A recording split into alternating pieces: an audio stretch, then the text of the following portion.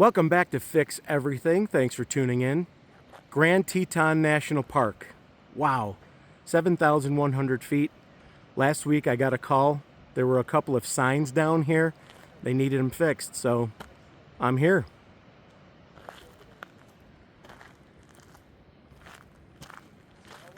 Oh, and there's one right there. Holy cow, that's just not good. People gotta know what's going on here. So I don't have any tools, but I'm just gonna wedge it right there. Restoration area. Well, they said there was one over here too, and there is. Look at this. This is not good. People have to know where the restoration area is. And there's one there, one there. Wow. All fixed.